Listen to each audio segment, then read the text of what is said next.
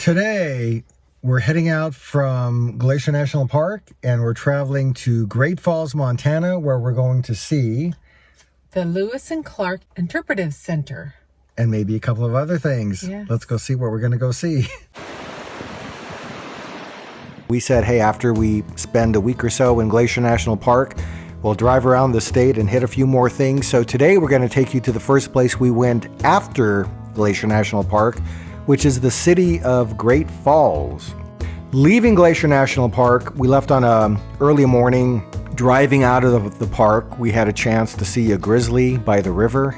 And we immediately pulled over, and it was kind of fun to watch. Beautiful, beautiful animal, just gorgeous. We would then drive through Blackfeet Indian country. We cut over east to the I-15 and then traveled south to Great Falls. That whole journey, about 3 hours of road time. And by early afternoon, we found ourselves at the main event, the Lewis and Clark Interpretive Center. Very specifically, we went to Great Falls because you had found what they call an interpretive center that has a connection to my interests. Behind it was this massive river that Lewis and Clark had actually navigated as they went through Montana. So we arrive, find a parking spot, and do a little tour of the outside. They had a little patio area that had a lot of native plants from the area. We are at the Lewis and Clark Interpretive Center in Great Falls, Montana. Let's go inside. So it turns out that at the Lewis and Clark Interpretive Center in Great Falls, if you have the National Park Pass, the annual pass, that's going to get you in here for free. And I didn't know this, but they also do the stamps for the National Park passport book, so I went back to the car to get that. Because when we go places like this, I usually don't buy souvenirs, but I always get the stamp and lots of photos. So here we go. I have this family oral legend that my grandmother's side is connected to William Clark of the William Clark Expeditions. In doing current genealogy, I now understand that it's not a direct line. I believe it's a line from his uncle, which would be a brother of his father. Okay, so in my world, that's close enough. It's close enough. Yeah, yes. Absolutely. I bet William knew his uncle very well. This interpretive center was something that was a very pleasant surprise for me. It is a wealth of historical information about that region, specifically Great Falls, including all the native cultures and, most importantly, the journey of the Corps of Discovery, which is the Lewis and Clark Expedition. I would say it's a place to go to and to visit because I think it was immensely interesting. So we get there, we're hoping to have some kind of aha moment with my family tree. And we had noticed, or I think you noticed actually, that there was a library on the premises. I spoke to a Chris at the Library and Archives here at the Lewis and Clark Interpretive Center in Great Falls, Montana. The Historical Society here has tons of information. He could possibly lead me to a clue or something that I can figure out how I can connect those dots. The missing link to your family story being connected to Clark. Yes. Of Lewis and Clark. Of Lewis and Clark. But now we're going to go see the museum. Yes, we are. So this is a quote from Jefferson. Your observations are to be taken with great pains and accuracy. I've read this before. To be entered distinctly and intelligibly for others as well as yourself. Several copies of these, as well as your other notes, should be made at leisure times and put into the care of the most trustworthy of your attendants. June 20th, 1803. And Meriwether Lewis then contacted William Clark to be a part of this, and the two of them together became this amazing team while gathering others. You can't do this with two people. You have to have a group of people to do this. And they did something that was absolutely amazing. To travel across this whole continent, not knowing anything about what they were heading into.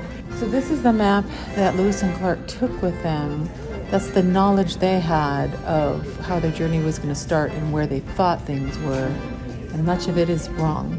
And much of it is empty. Much of it is missing. Because hence the need to explore. Yes. There was a presentation, a video presentation, and a ranger talk at a theater inside the building.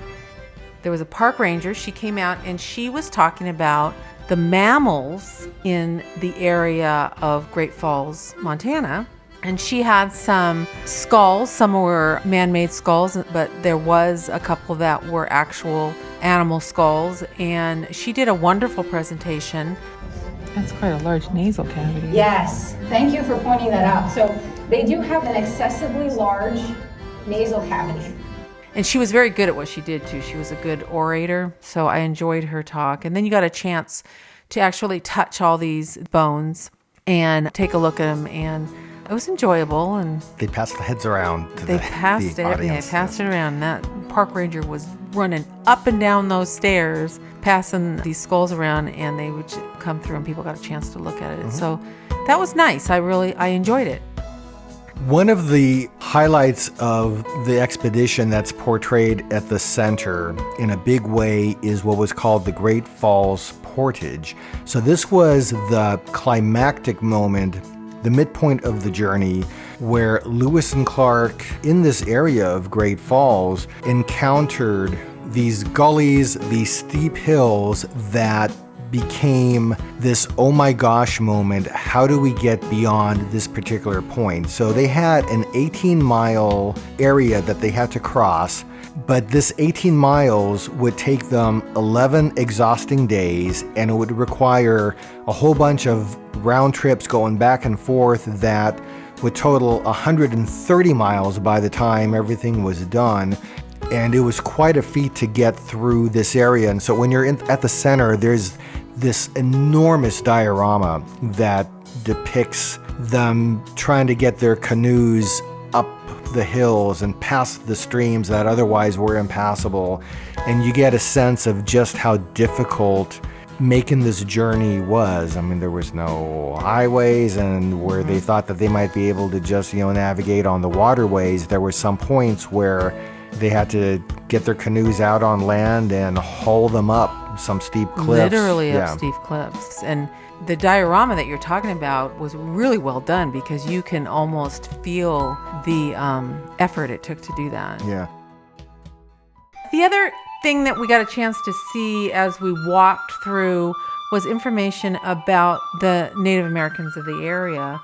The Corps of Discovery encountered many Native Americans, and they were very, very diverse, and some of them extremely generous as the Corps of Discovery moved through their countries. Yeah, I think to Lewis and Clark, surprisingly generous. Yeah. Because I think they came expecting potential hostilities. They didn't know. All kinds of encounters that would not go well. And they seem to have encountered just the opposite. Yeah, they were provided shelter, they were given supplies. There was plenty of cooperation with the Native Americans that they met. They just showed a sense of goodwill towards them.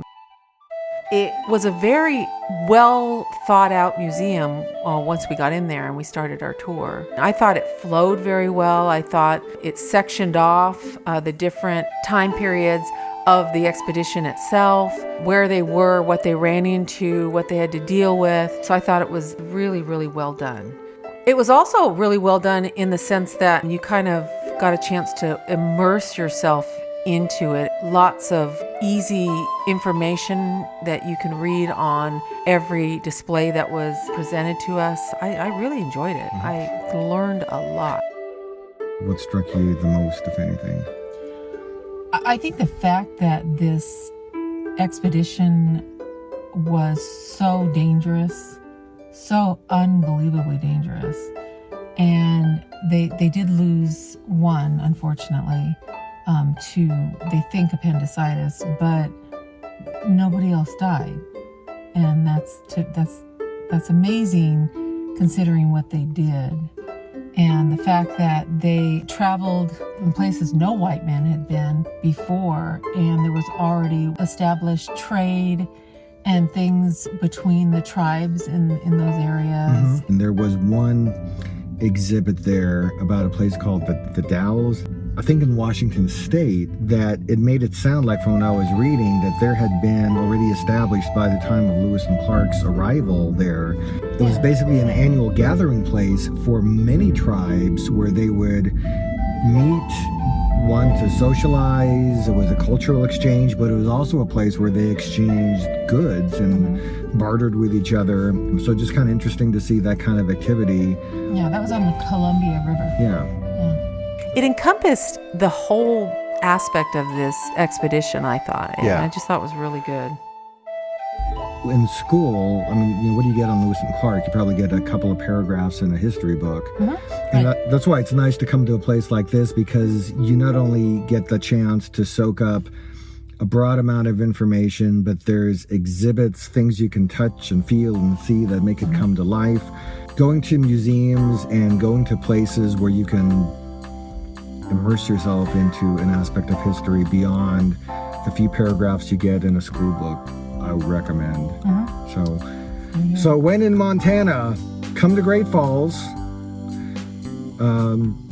There's so many bugs by the river. Oh my gosh. So run inside and go to the museum. You'll love it. We recommend it.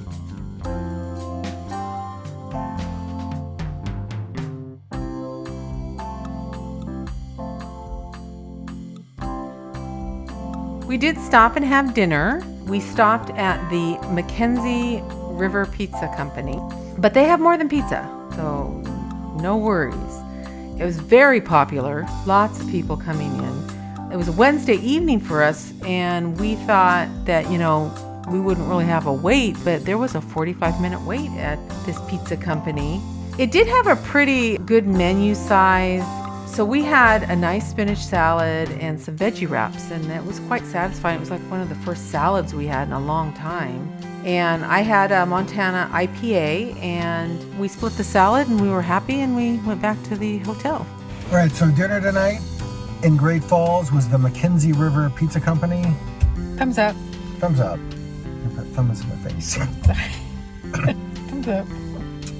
So when you're traveling for a couple of weeks, I think sometimes getting a salad and some veggies hits the spot, so that's what we did tonight. Good. That worked. Yeah. I haven't had a salad since we left over a week ago from home, so that was good. Yeah.